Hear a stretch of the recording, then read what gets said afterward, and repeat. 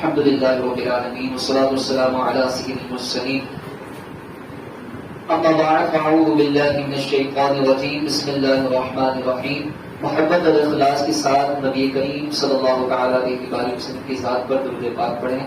بھائی الصلاۃ والسلام علیک یا رسول اللہ،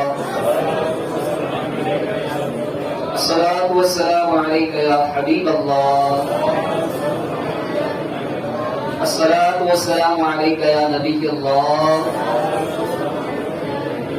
وعلی آلک واصحابک یا نور اللہ. موضوع کیا ہے؟ زور سے بولیں. یہاں بولنا ہے مرضی ہے، گھر میں بھلے نہ بولیں، یہاں کو بولنا پڑے گا آپ کو. چلے اس حوالے سے سنتے ہیں بیوی کے حقوق کے حوالے سے. اہل صحابہ کے مشہور قاضی اور فقیہ ابو امیہ شریف بن حارث رحمۃ اللہ تعالی علیہ اپنے اطاعت گزار اور نیک سیرت زوجہ کا ذکر کرتے ہوئے فرماتے ہیں کہ میں بنو تمیم کی ایک عورت سے شادی کی. پہلی رات جب وہ میرے پاس آئی تو میں نے کہا شوہر کے لیے مستحب ہے کہ جب دلہن اس کے پاس آئے تو وہ کھڑا ہو اور 2 رکعت نماز پڑھ کر اللہ پاک سے اس کی خیر کا سوال کرے اور اس کے شر سے پناہ طلب کرے. سنیں اس جملے میں ہمارے لیے بہت بدلی ہوا ہے. یہ کہہ کر میں اٹھا اور نماز کے لیے وضو کرنے لگا. جب میری نئی نویلی دلہن نے میرا یہ عمل دیکھا تو وہ بھی اٹھ کر میرے ساتھ وضو کرنے لگی. صحبت اثر رکھتی اور پھر ہم دونوں نے ایک ساتھ نماز ادا کی. جب گھر مہمانوں سے خالی ہو گیا تو میں اس کے پاس آیا اور اپنا ہاتھ اس کی پیشانی کی طرف بڑھایا تو اس نے کہا کہ اے ابو امیہ ذرا ٹھہریے. پھر اس نے کہا تمام تعریفیں اللہ پاک ہی کے لیے ہیں، میں اسی کی تعریف بیان کرتی ہوں اور اسی سے مدد چاہتی ہوں اور حضرت محمد مصطفیٰ صلی اللہ علیہ وسلم اور ان کی آل پر درود بھیجتی ہوں. اے میرے سرتاج، میں ایک اجنبی عورت ہوں، آپ کی عادتوں کے بارے میں کچھ بھی نہیں جانتی، لہٰذا آپ مجھے وہ باتیں بتا دیجئے جو آپ کو پسند ہیں تاکہ میں ان کے مطابق کام کیا کروں، اور وہ باتیں بھی بتا دیجئے جو آپ کو پسند نہیں تاکہ میں ان سے بچتی رہوں. یقیناً آپ کی قوم میں بھی آپ کے لیے رشتے ہوں گے اور اسی طرح میری قوم میں بھی میرے لیے رشتے تھے، لیکن جب اللہ پاک کسی کام کا فیصلہ فرما دیتا ہے تو وہ ہو کر رہتا ہے. بلا شبہ آپ میرے مالک بن چکے ہیں، اب آپ وہی کیجئے جس کا اللہ پاک نے آپ کو حکم دیا ہے کہ بھلائی کے ساتھ مجھے اپنے پاس رکھیں یا اچھے طریقے سے چھوڑ دیں. میری بات مکمل ہوئی. میں اللہ پاک سے اپنے لیے، آپ کے لیے اور تمام مسلمانوں کے لیے مغفرت طلب کرتی ہوں. قاضی شریف رحمۃ اللہ تعالی فرماتے ہیں اللہ پاک کی قسم میری بیوی کی ان دانش مندانہ باتوں نے مجھے بھی کچھ کہنے پر مجبور کر دیا، لہذا میں نے اپنی بات کا آغاز کرتے ہوئے کہا تمام تعریفیں اللہ پاک ہی کے لیے ہیں، میں اسی کی تعریف بیان کرتا ہوں اور اسی سے مدد چاہتا ہوں اور حضرت محمد مصطفیٰ صلی اللہ تعالی علیہ وآلہ وسلم اور ان کی آل پر درود بھیجتا ہوں. بے شک تم نے جو باتیں کی وہ نہایت عمدہ ہیں، اگر تم ان پر ثابت قدم رہو تو یہ نیک بختی کی بات ہوگی، اور اگر تم نے ان پر عمل چھوڑ دیا تو یہی باتیں تمہارے خلاف کسی بھی ناخوشگوار واقعے کی دلیل بن جائے گی. پھر میں نے اسے اپنی پسند اور ناپسند کے بارے میں بتایا اور ساتھ ہی ساتھ اسے یہ بھی کہا کہ اگر تم میری کوئی اچھائی دیکھو تو اسے بیان کر دینا اور کوئی خامی دیکھو تو اس کا پردہ رکھنا. اس نے پوچھا آپ کو میرے گھر والوں سے میل جول کس حد تک پسند ہے؟ میں نے کہا مجھے یہ پسند نہیں کہ وہ بہت زیادہ آمد و رفت کی وجہ سے مجھے اکتاہٹ میں مبتلا کرے. اس نے پوچھا یہ بتائیے کہ آپ کن پڑوسیوں کا گھر میں آنا پسند کرتے ہیں تاکہ میں انہیں آنے کی اجازت دوں، اور کن کا داخلہ آپ کو ناپسند ہے تاکہ میں بھی ان کے آنے کو ناپسند کروں. میں نے کہا فلاں لوگ بڑے نیک ہیں انہیں اجازت دینا، اور فلاں لوگ اچھے نہیں انہیں گھر میں نہ آنے دینا. میں نے اس کے ساتھ وہ پہلی رات بہت اچھے طریقے سے گزاری اور پھر اس سعادت مند عورت نے 20 سال میرے ساتھ گزار دیے مگر مجھے کبھی اس کی کوئی بات ناگوار نہ لگی. صلو علی الحبیب صلی اللہ تعالی علی محمد صلی اللہ تعالی علیہ وبارک وسلم. پیارے میٹھے اسلام بھائیو، اللہ پاک اور اس کے پیارے رسول صلی اللہ تعالی علیہ وسلم کے بعد عورت پر جس ذات کے اطاعت اور فرما برداری لازم ہے وہ اس کا شوہر ہے. چنانچہ پیارے آقا مکی مدنی مصطفیٰ صلی اللہ تعالی علیہ وسلم کا فرمان عالی شان ہے، مفہوم، اگر میں کسی کو حکم دیتا کہ وہ اللہ پاک کے سوا کسی کو سجدہ کرے تو ضرور عورت کو حکم دیتا کہ وہ اپنے شوہر کو سجدہ کرے. صلو علی الحبیب صلی اللہ تعالی علی محمد صلی اللہ تعالی علیہ وسلم. شوہر کی فرما برداری سے متعلق 3 فرامین مصطفیٰ صلی اللہ تعالی علیہ وسلم. ایک، عورت جب 5 نمازیں پڑھے، رمضان کے روزے رکھے، اپنی شرمگاہ کی حفاظت کرے اور اپنے شوہر کی اطاعت کرے تو اس سے کہا جائے گا کہ جنت کے جس دروازے سے چاہے جنت میں داخل ہو جا. سبحان اللہ. نمبر 2، ایک عورت نے پیارے آقا مکی مدنی مصطفیٰ صلی اللہ علیہ وسلم کی خدمت میں حاضر ہو کر عرض کی، یا رسول اللہ صلی اللہ علیہ وسلم، میں عورتوں کی طرف سے نمائندہ بن کر حاضر ہوئی ہوں. اللہ پاک نے مردوں پر جہاد فرض فرمایا ہے، اگر یہ زخمی ہو تو اجر پائیں اور اگر شہید ہو جائیں تو اپنے رب کے پاس زندہ رہیں اور رزق دیے جائیں، اور ہم عورتیں ان کے گھر کی دیکھ بھال کرتی ہیں، لہذا ہمارے لیے اس میں کیا اجر ہے. رسول اللہ صلی اللہ علیہ وسلم نے فرمایا، تم جس عورت سے بھی ملو تو اسے بتا دو کہ شوہر کی فرما برداری کرنا اور اس کے حق کو پہچاننا جہاد کے برابر ہے، اور تم میں سے بہت کم عورتیں ایسا کرتی ہیں. اگر شوہر اپنی عورت کو یہ حکم دے کہ وہ زرد رنگ کے پہاڑ سے پتھر اٹھا کر سیاہ پہاڑ پر لے جائے اور سیاہ پہاڑ سے پتھر اٹھا کر سفید پہاڑ پر لے جائے تو عورت کو اپنے شوہر کا یہ حکم بھی بدلانا چاہیے. صلو علی الحبیب صلی اللہ تعالی علی محمد صلی اللہ تعالی علیہ وبارک وسلم. حضرت سیدنا ابو ہریرہ رضی اللہ تعالی عنہ سے مروی ہے کہ ایک عورت ہمارے پیارے آقا مکی مدنی مصطفیٰ صلی اللہ تعالی علیہ وسلم کی بارگاہ میں حاضر ہوئی اور عرض کی، یا رسول اللہ صلی اللہ تعالی علیہ وسلم، میں فلاں بنت فلاں ہوں. فرمایا، میں نے تمہیں پہچان لیا، اپنا کام بتاؤ. عرض کی، مجھے اپنے چچا کے بیٹے فلاں عابد سے کام ہے.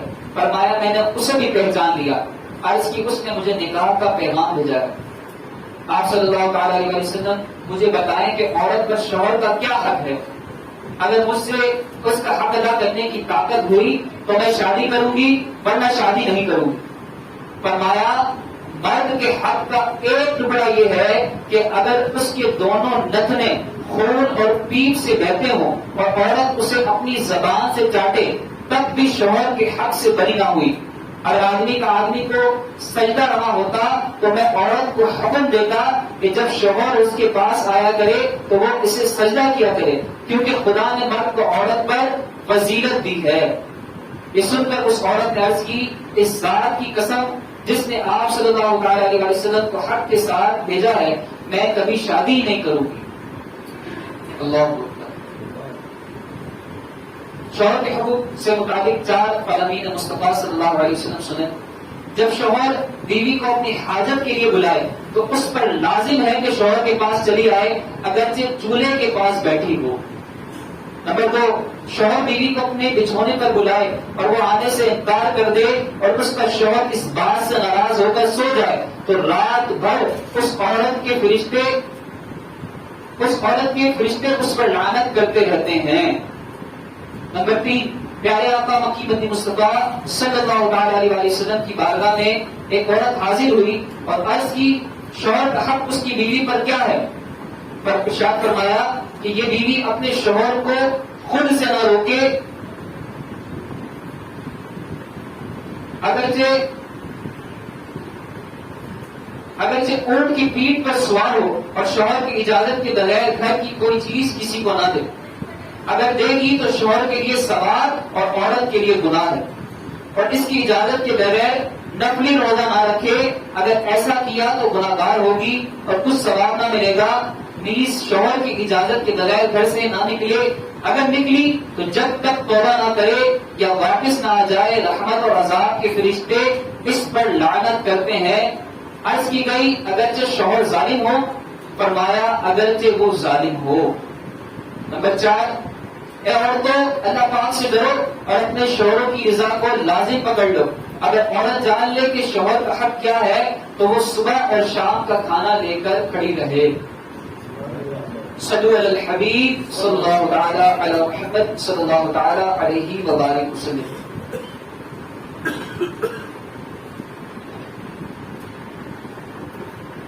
صبح سے لے کر شام تک کھانا لے کر کھڑی رہے. اچھی عورت کی صفت بتائی گئی کہ شوہر کی اس طرح فرما برداری کرنی ہے، اطاعت گزار اس کی کرنی ہے، اطاعت گزاری. نبی کریم صلی اللہ تعالی علیہ وآلہ وسلم نے صحابیوں سے پوچھا کہ بتاؤ کہ خیر النساء کون ہے؟ خیر النساء اچھی عورت، فضیلت والی عورت کون ہے؟ سب میں فضیلت والی عورت کون ہے؟ صحابی سارے بیٹھے ہیں اور حضور کے سوال پوچھ رہے ہیں. ایک نے ہاتھ بلند کیا، یا رسول اللہ جو کثرت کے ساتھ روزے رکھتی ہے نا وہ فضیلت والی عورت ہے، وہ باقی عورتوں میں اس کی فضیلت زیادہ ہے. حضور نے فرمایا کہ میری مراد یہ نہیں ہے صلی اللہ تعالی علیہ وسلم. کسی نے کہا یا رسول اللہ صلی اللہ تعالی علیہ وسلم نماز کا خیال رکھتی ہو، باوضو رہتی ہو، تو کہا میری مراد یہ نہیں. اسی طرح حضور کو لوگ صحابی جو ہے وہ جواب دے رہے ہیں، حضور فرما رہے ہیں میری مراد یہ نہیں، میری مراد یہ نہیں، میری مراد یہ نہیں. پوچھا کیا ہے سوال؟ سو تو نہیں کہ جواب تو دینا. خیر النساء، ماشاء اللہ سب مل کے جواب دینا. پڑھ کے سنانے میں اتنی دیر آواز ہو جاتی ہے. الحق اللہ السن، اللہ تعالیٰ ہم لوگوں کو مسکراتا رکھے. تو آپ نے اسی طرح سوال آپ کرتے رہے، صحابی جواب دیتے رہے. آپ نے فرمایا میری مراد یہ نہیں. حضرت علی پیچھے بیٹھے تھے، صحابیوں میں سب سے پیچھے بیٹھے تھے. فرماتے ہیں کہ میرا قد چھوٹا ہے، میرا قد چھوٹا تھا. کہتے ہیں میں نے اور گردن جھکائی، یوں کر کے نکل گیا، مجلس سے باہر نکل گیا.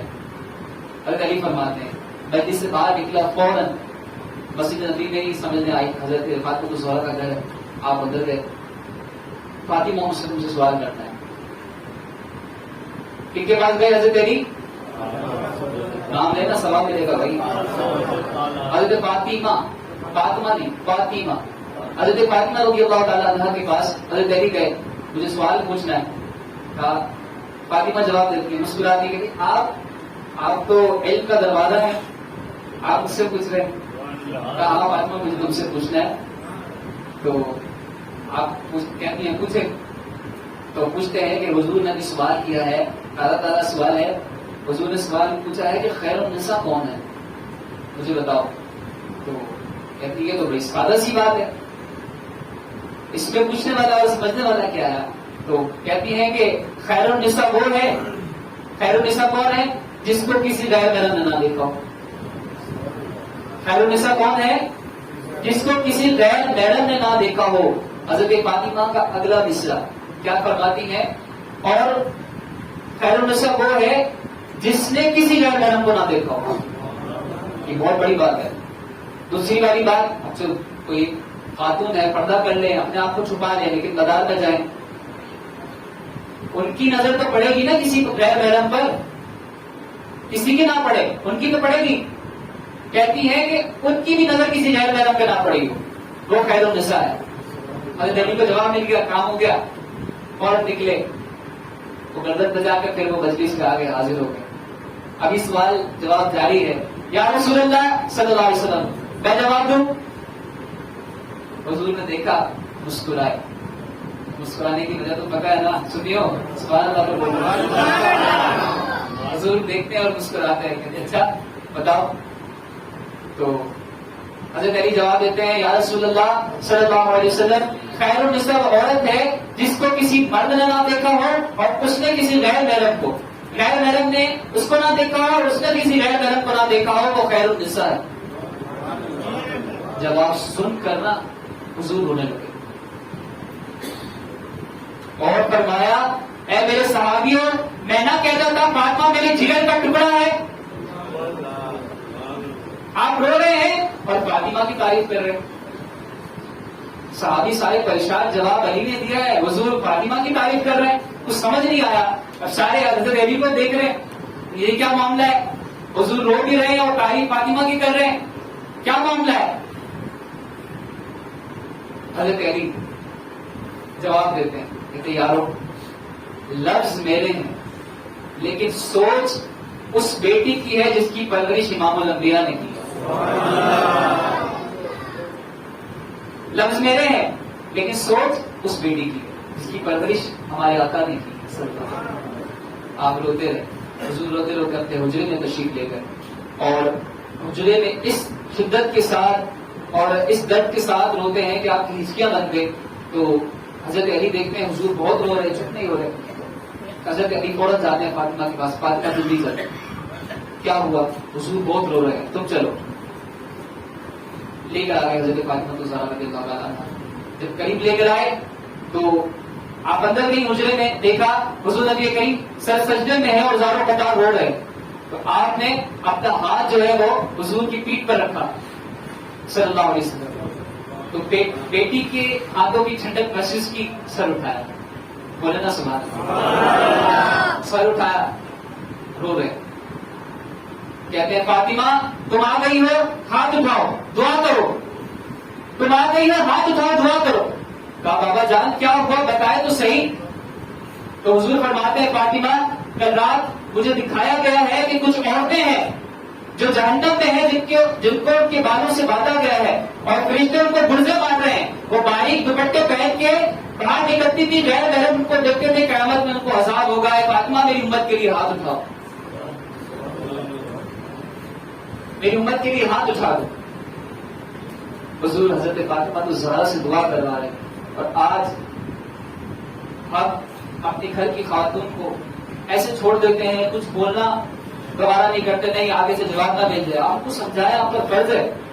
آپ کی ماں بہن بیٹی بہو کوئی بھی ہے گھر میں، کوئی فیمل ہے، آپ کو سمجھانا ضروری ہے. اس کو سمجھائیں، بتائیں بھائی آپ پردہ کریں، پردے کے ساتھ آپ باہر نکلیں، وہ بھی ضرورت ہو تو. حضور دعا کروا رہے اپنی بیٹی سے کہ میری امت بخشی جائے، لیکن ہمیں فکر نہیں. صلی اللہ علیہ الحبیب صلی اللہ تعالی علی محمد صلی اللہ تعالی علیہ وسلم.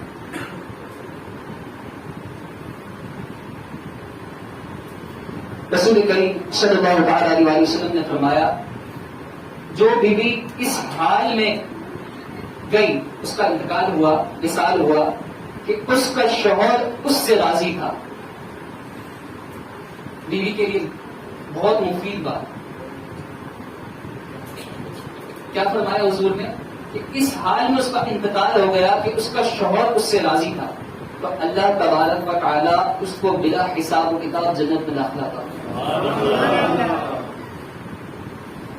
دوسری فضیلت سنیں، رسول کریم صلی اللہ تعالی علیہ وسلم نے فرمایا کہ جو عورت اپنے شوہر کا صرف ایک جوڑا دھوئے، آپ نے آگے بھی یہ بات سنا نہیں لیکن تنزن نہیں، گھر میں جا کے نہیں، بیوی کو اس طرح نہیں تو یہ فضیلت بھی سن لو، پھر آگے سے 10 فضیلت آپ کو شوہر کے بارے میں بھی سنائیں گے. پیار اور محبت کے ساتھ بیٹی کو سکھائیں، بہن کو سکھائیں. یہ سکھانے کا، یہ بتانے کا ان کو آپ کا حق ہے. بیوی کو سکھائیں گے تو معاملات کچھ اور ہو جائیں گے. ناقص سلاتے رہنا، بہن کو سمجھائے، بیٹی کو سمجھائے، اس طرح ماں کو سمجھائے، عرض کریں ان کی بارگاہ میں عرض کریں. یہ معاملات اگر بہن کو سمجھائے اپنے شوہر کا ایک جوڑا تم دھو گی تو فضیلت کیا نہیں بتاتا ہوں. سمجھائے ایک جوڑا، اس کی فضیلت کیا ہے؟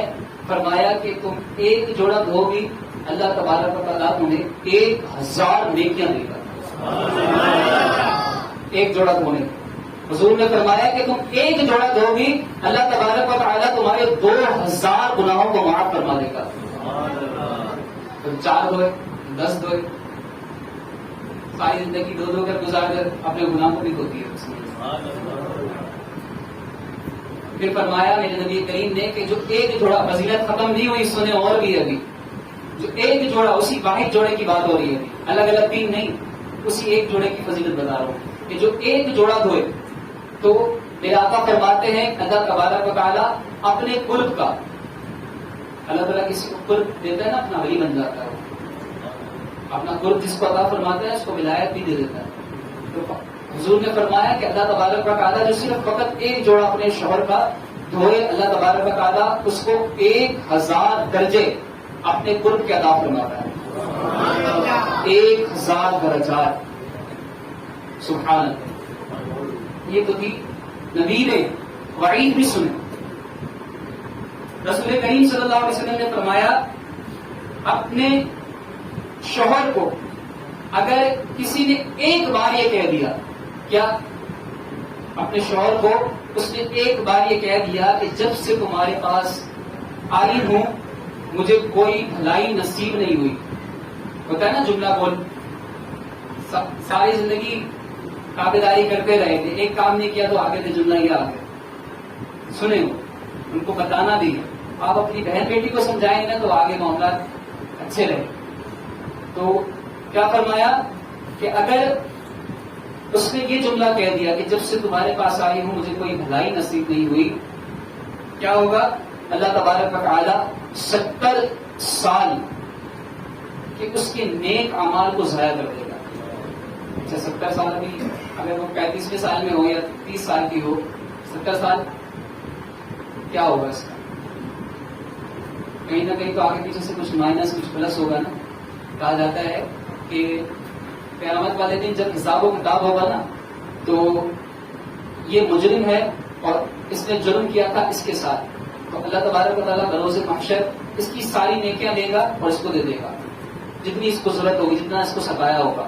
تو اگر اس کے پاس نیکی نہیں نہ ہوئی تو اللہ تبارک و تعالیٰ اس کے سارے گناہ اس کو دے دے گا، پھر حساب کتاب برابر ہوگا، اس کے سارے گناہ اٹھا کے اس کو اور اس کی سزا بھی پھر اس کو ملے گی۔ صلی اللہ علیہ محمد۔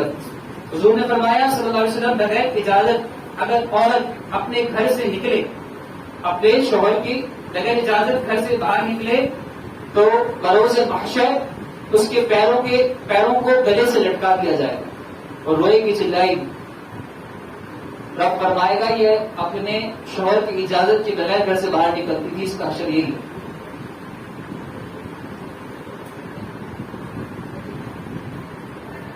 حضرت فاطمہ الزہرا رضی اللہ تعالی عنہا، آپ کی شادی ہوئے 3 دن ہوئے تھے، تو حضور گئے حضرت فاطمہ الزہرا کو لینے کے لیے۔ کتنے دن ہوئے تھے؟ کس کی شادی؟ حضرت فاطمہ الزہرا کی شادی ہو گئی، 3 دن ہوئے، حضور گئے گھر اور کہا فاطمہ چلو، فاطمہ چلو گھر چلو۔ تو حضرت فاطمہ الزہرا رضی اللہ تعالی عنہا حضرت علی گھر میں موجود نہیں تھے، ہاتھ جوڑا، بابا جان آپ میرے بابا بھی ہیں اور آپ نبی بھی ہیں، میری تو ضرورت نہیں ہے میں انکار کر سکوں، لیکن آپ کی زبان مبارک سے سنا ہے کہ جب تک شوہر اجازت نہ دے تو باہر نہیں نکلنا۔ امام الانبیاء کی بیٹی عرض کر رہی حضور کی بارگاہ میں، اے بابا جان آپ نبی بھی ہیں اور میرے والد بھی ہیں، لیکن آپ کی زبان سے سنا ہے کہ جب تک شوہر اجازت نہ دے گھر سے قدم نہ نکالو۔ یا رسول اللہ مجھے ایک موقع تو دے دے، علی گھر میں آ جائیں، میں ان سے پوچھ کے پھر آپ کے ساتھ چلتی ہوں۔ حضور جواب سن کے حضور رونے لگے۔ حضرت فاطمہ زہرا فرماتی ہیں کہ میرا جو گھر ہے کچی مٹی کا تھا، آنگن جو ہے وہ کچی مٹی کا آنگن تھا۔ کہتی ہے کہ حضور میرا جواب سن کر رونے لگے، اپنے کپڑوں کو سنبھالا اور دیوار کی طرف کچی مٹی میں آپ بیٹھ گئے اور حضرت علی کا انتظار کرنے لگے۔ امام الانبیاء کچی مٹی میں بیٹھ گئے اور انتظار کر رہے ہیں حضرت علی کے آنے کا۔ عجیب بات ہے، حضرت علی بھی لیٹ ہو گئے اور حضور امام الانبیاء بیٹھے کچی مٹی میں انتظار کر رہے ہیں۔ حضرت فاطمہ کی کیفیت کیا ہوگی؟ باپ نے ابھی کچھ حکم دیا ہے، امام الانبیاء نے حکم دیا اور علی ابھی تک نہیں آئے، اس قرب میں ہوگی وہ۔ اللہ کہتے ہیں کہ تھوڑی دیر بعد حضرت علی آ گئے. حضرت علی رضی اللہ تعالیٰ عنہ حاضر ہوئے. جیسے ہی آپ آئے پیارے آقا صلی اللہ علیہ وسلم نے فرمایا اے علی کیا تم اجازت نہیں دیتے کہ میں فاطمہ کو اپنے گھر لے جاؤں؟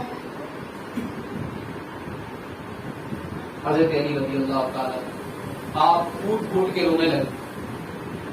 یا رسول اللہ میں تو امیر حرم میں فقیر بے نوا تو کجا من کجا.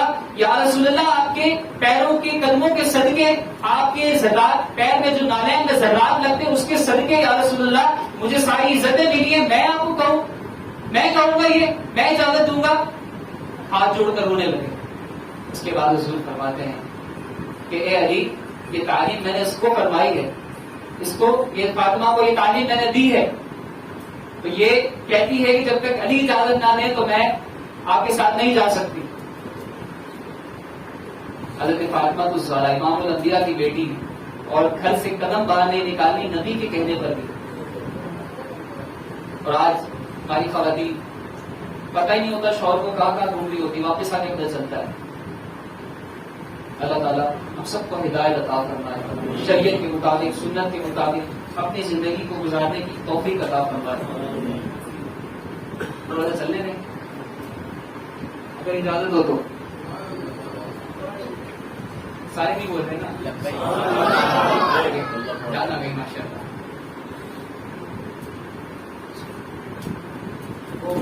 ادھر میرے خیال سے الماری کے اندر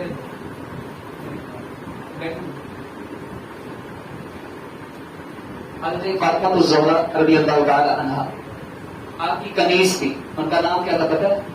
حضرت فضہ حضرت فضہ رضی اللہ تعالی عنہا. آپ حضرت فاطمہ الزہرا سے بہت محبت کرتی تھی اور حضرت فاطمہ بھی بڑی شفقت فرماتی تھی, کنیز تھی آپ کی.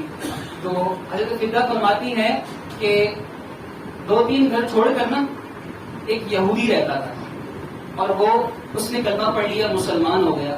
جب وہ مسلمان ہو گیا نا تو اس کے دیگر رشتے داروں نے اس کو چھوڑ دیا, دیگر رشتے داروں نے اس کو چھوڑ دیا. اور کہتی ہیں کہ کچھ دنوں بعد اس شخص کی یہودی شخص کی بیوی کا بھی انتقال ہو گیا. تو یہ فضہ جو ہے میرے پاس آئی اور آ کے کہنے لگی کہ وہ جو نیا مسلمان ہوا یہودی اس کی زوجہ کا انتقال ہو گیا ہے. تو حضرت فاطمہ نے فرمایا کہ اس کے تو رشتے داروں نے چھوڑ دیا, اس کی بیوی کو غسل کون دے گا؟ کہا کوئی نہیں ہے, کوئی رشتے دار نہیں ہے. تو حضرت فاطمہ کیا فرماتی ہے, لاؤ چادر میں جاؤں گی غسل دے. کہا اماں جی آپ تو امام الانبیاء کی بیٹی, آپ غسل دے گی جا کے؟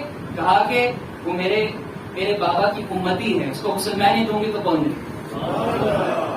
حضرت فاطمہ الزہرا کی تعریف اس لیے کر رہا ہوں آگے کی ہماری عورتوں کے لیے رول ماڈل ہے. پھر حضرت فاطمہ الزہرا رضی اللہ تعالی عنہا آپ کی جب وصال کا وقت قریب آیا تو آپ نے حضرت اسماء کو اپنے پاس بلایا.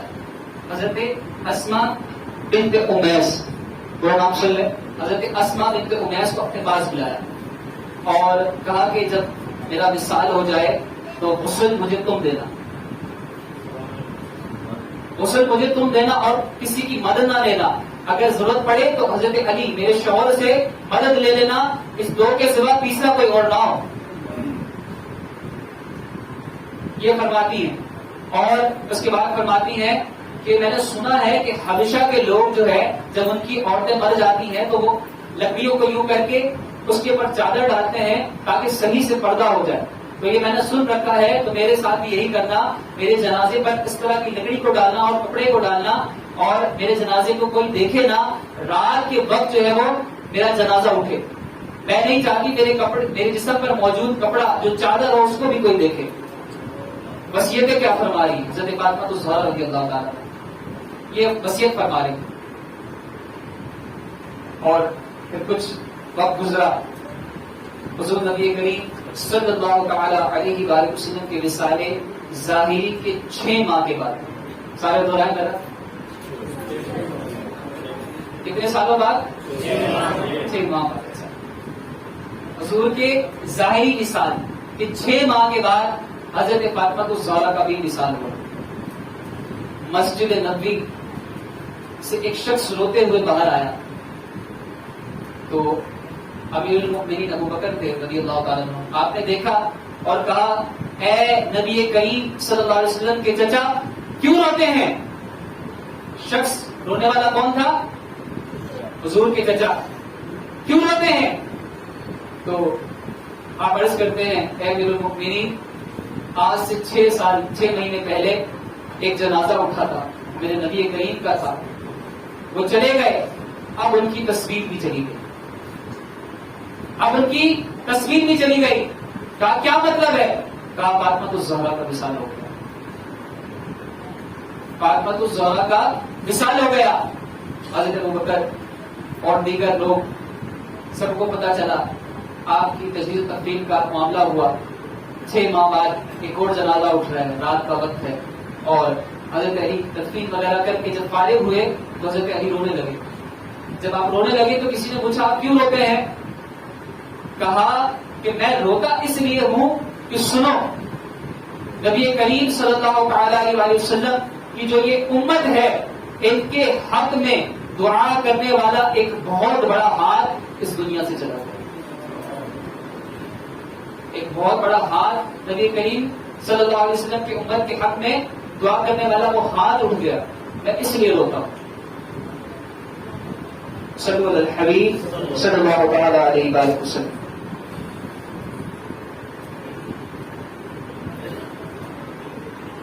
پیارے میٹھے اسلام بھائیوں, کچھ بھی معاملات ہو, گھر میں کیسی پریشانی ہے, کوئی بھی معاملات, پہلے تو آپ اپنے گھر کی خواتین کو جتنے بھی امہات المؤمنین ہیں ان کے واقعات بتائیں, ان کے نام بتائیں, ان کا جو کردار تھا, کریکٹر تھا وہ سنائیں, اور پریشانی کو مل کے جو ہے وہ فیس کریں, اس کو دیکھیں, اس کو حل کرنے کی کوشش کریں. ذرا سی بات پہ لڑیں نہ. پریشانی کے لیے تو پہلے کے لوگ دعائیں مانگتے تھے کہ پریشانی آئے اور ہمارے گناہ معاف ہوں. ایک صحابی, آپ سو رہے تھے, رات کا وقت تھا, آپ کو پیاس لگی. انشاءاللہ بس 3-10 کا پوائنٹ ہے, انشاءاللہ 6 منٹ ہے, توجہ کے ساتھ آپ کو پیاس لگی تو آپ نے اپنی بیوی کو آواز دی پانی. گئی فوراً دوڑتے ہوئے پانی لے کر آئے, کھڑی ہو گئی, آپ سو گئے. رات کا وقت ہے, پیاس لگی, اب بیوی کو آواز دی, بیوی پانی لے کر آتی ہیں اور آپ سو جاتے ہیں. تو جب کچھ وقت گزرتا ہے, تہجد کا وقت قریب ہوگا اور مزید فجر کا وقت قریب ہوتا ہے, آپ کی آنکھ دوبارہ کھلتی ہے. آنکھ کھلتی ہے, دیکھتے ہیں کہ بیوی پانی کا پیالہ لے کر کھڑی ہے. بہت خوش ہوتے ہیں, بہت خوش ہوتے ہیں. اپنی زوجہ کو کہتے ہیں مانگ کیا چاہیے تو میری اتنی اطاعت گزار ہے, تو میری اتنی فرما بردار ہے, تو رات میں کھڑی رہی, مانگ تو کیا مانگتی ہے, میں تجھ سے راضی ہوں, میں تجھ سے راضی ہوں, بتا کیا چاہیے تجھے. تو وہ کہتی ہے اچھا آپ مجھ سے راضی ہیں, جو میں مانگوں گی وہ دیں گے آپ؟ کہا دوں گا. کہا ٹھیک ہے مجھے طلاق دے دو. اتنی اطاعت گزار بیوی رات بھر پیالہ لے کر کھڑی رہی, اور اب جب یہ خوشی میں کہتے ہیں کہ کچھ مانگ, تو یہ کہتی مجھے طلاق دے دو. اب بول تو چکے تھے, خوش ہو گئے تھے کہ جو مانگو گی وہ دوں گا میں. یہ عجیب معاملہ ہو گیا. آگے جس نے کہا طلاق دے دو مجھے, ہوا کیا, معاملہ کیا ہے؟ کہا ٹھیک ہے میں نے تجھے کہا ہے کہ جو تم مانگے گی وہ میں دوں گا, اور تو نے طلاق کا سوال کیا آگے سے, تو ٹھیک ہے مجھے بس تھوڑی سی مہلت دے دے, میں نبی کریم کی بارگاہ میں جاؤں گا اور سارا معاہدہ سناؤں گا, جو میرے آقا فرمائے ویسے ہی ہوگا, مجھے تھوڑی سی مہلت دے دے. کہتی ٹھیک ہے. صبح ہوئی, دونوں تیار ہوئے حضور کی بارگاہ میں جانے کے لیے. رات ایسا معاملہ ہوا کہ اس نے میرا دل خوش کیا, اور میں نے اس کو کہا کچھ مانگ لے تو طلاق مانگتی ہے, یہ بات حضور کو بتانی ہے. کہتے راستے میں جا ہی رہا تھا کہ میرا ایک جگہ ایک چیز سے میں ٹکرایا اور میں گرا, میرا سر بھی پھٹ گیا اور کافی مجھے چوٹ آئی. جب میرا سر بھی پھٹ گیا, مجھے چوٹ آئی, تو وہ میری زوجہ جو طلاق مانگ رہی تھی مجھے اٹھاتی ہے اور خون وغیرہ صاف کرتی, کہتی نہیں مجھے طلاق نہیں چاہیے, گھر چلے. کیا معاملہ, کچھ سمجھ نہیں آ رہا, رات سے جو معاملہ چل رہا ہے کچھ سمجھ نہیں آ رہا. گھر گئے, کہا کیا معاملہ ہے مجھے بتاؤ تم خود, یہ کیا معاملہ ہے. کہا بیوی جواب دیتی, کہتی میں نے ایک حدیث سنی ہے. سنیں کام کی بات, ہمارے کام کی بات. حدیث کیا سنی ہے؟ کہا کہ میں نے حدیث سنی ہے کہ اللہ تبارک و تعالیٰ جس کو پسند کرتا ہے, جس سے پیار کرتا ہے, اس کو مشکلات بھی عطا کرتا ہے, اس کو مشکلات بھی دیتا ہے, پریشانی بھی دیتا ہے. اور میں جب سے آپ کے پاس آئی ہوں میں نے آپ کو پریشان نہیں دیکھا, آپ پر کوئی مشکل پیش نہیں آئی. ہو سکتا ہے اللہ تبارک و تعالیٰ آپ سے محبت نہیں کرتا, میرے ذہن میں یہ بات تھی اس لیے میں آپ سے طلاق لے رہی تھی, لیکن آپ گرے ہیں, آپ کو پریشانی آئی ہے, اللہ آپ سے پیار کرتا ہے, مجھے طلاق نہیں چاہیے. اللہ تبارک و تعالیٰ آپ سے محبت کرتا ہے, مجھے طلاق نہیں چاہیے. پریشانی بھی مانگ کر لیتے تھے اور پہلے سے تیار, اگر کوئی پریشانی آئے تو ہم دونوں مل کے اس کو فیس کریں گے, دیکھیں گے, اس کو حل کریں گے. صلو علی الحبیب صلی اللہ تعالی علی محمد صلی اللہ علیہ وسلم.